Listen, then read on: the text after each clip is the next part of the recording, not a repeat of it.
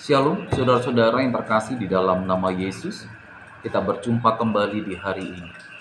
Bagaimana kabar saudara semua? Semoga tetap dalam kondisi penuh dengan sukacita. Dan bagaimana dengan situasi di tempat saudara berada? Kalau di Sondiraya, saya boleh gambarkan situasi saat ini, mulai dari tadi siang sampai saat ini,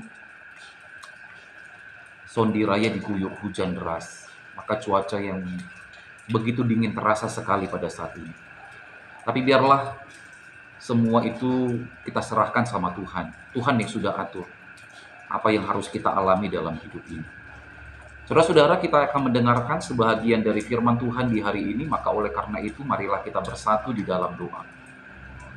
Kita berdoa. Tuhan, saat ini kami mau kembali mendengarkan sebahagian dari firman-Mu. Biarlah kiranya kuasa Roh Kudus yang tetap memenuhi hati dan pikiran kami, supaya kami mampu memahami, merenungkan dan melakukan firman. Dalam nama Yesus kami berdoa. Amin. Saudara-saudara yang terkasih, dalam nama Yesus, firman Tuhan yang menjadi renungan bagi kita di hari ini tertulis dalam 1 Yohanes 4 ayat 9. 1 Yohanes 4 ayat 9. Dalam hal inilah kasih Allah dinyatakan di tengah-tengah kita, yaitu bahwa Allah telah mengutus anaknya yang tunggal ke dalam dunia, supaya kita hidup olehnya. Amin. Saudara-saudara, saya mau katakan konsep Trinitas dalam ajaran kekristenan itu hanya bisa dimengerti dengan kacamata iman kepada Kristus. Kita akan mengalami kesulitan. Saudara-saudara kita yang tidak seiman dengan kita juga pasti akan mengalami kesulitan dan berbentur dengan keyakinan yang kita pahami bersama kalau kita melihat konsep Trinitas itu tanpa menggunakan kacamata iman kepada Kristus. Maka sekali lagi konsep Trinitas harus dilihat dari kacamata iman kepada Kristus. Itu yang pertama yang ingin saya katakan melalui bacaan firman Tuhan di hari ini. Yang kedua, saudara-saudara, 1 Yohanes 4 ayat yang ke-9 berbicara tentang kasih. Kasih Allah di tengah-tengah dunia ini. Kesaksian 1 Yohanes 4 ayat 9 mengatakan kasih Allah itu adalah kasih nyata. Kasih Allah itu adalah kasih yang sempurna. Kasih Allah bukanlah kasih yang berpura-pura, tapi Allah menyatakan kasih-Nya di tengah-tengah dunia ini, dan kasih itu sifatnya adalah sempurna. Maka oleh karena itu, saudara-saudara, ada sebuah lagu rohani yang mengatakan begini, dan mungkin kita juga sering mendengar lagu rohani ini. Kasih yang sempurna telah ku terima darimu, bukan karena kebaikanku. Kasih yang sempurna sudah kita terima, bukan akan kita terima.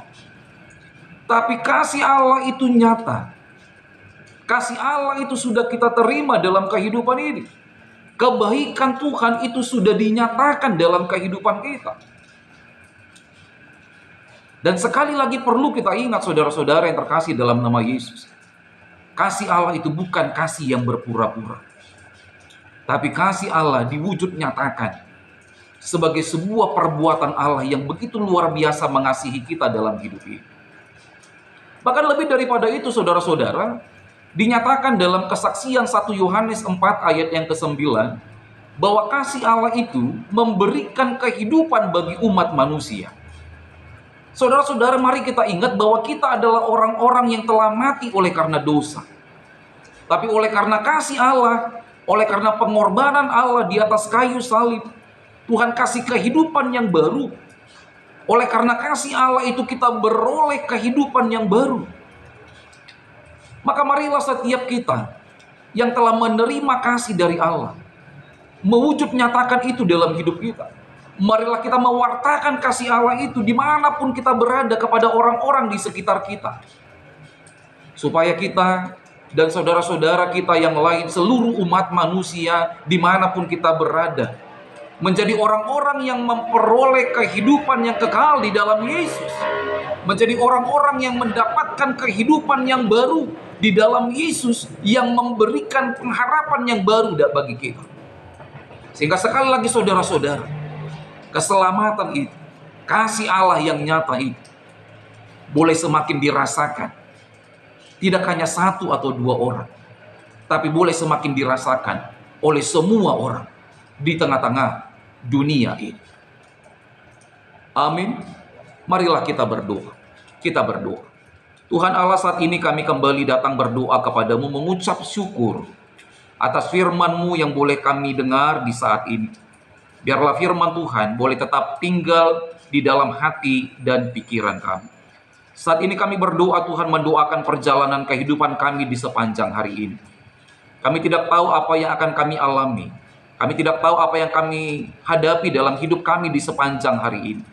Hanya saja pada saat ini kami mau berserah kepadamu, menyerahkan tubuh, jiwa, dan roh kami, setiap aktivitas, setiap pekerjaan, setiap langkah hidup kami. Kami mau serahkan sepenuhnya ke dalam kehendak dan rencana Tuhan. Kami juga berdoa pada saat ini, Tuhan, mendoakan seluruh jemaat-Mu, saudara-saudara kami, yang sedang mengalami sakit, penyakit, penderitaan yang begitu luar biasa dalam tubuh mereka. Tuhan Yesus, biarlah kuasa Roh Kudus-Mu memberikan kesembuhan bagi mereka. Biarlah mereka boleh mendapat kesembuhan dari Engkau, ya Allah, sehingga mereka boleh kembali bersuka cita dalam menjalani hidup ini.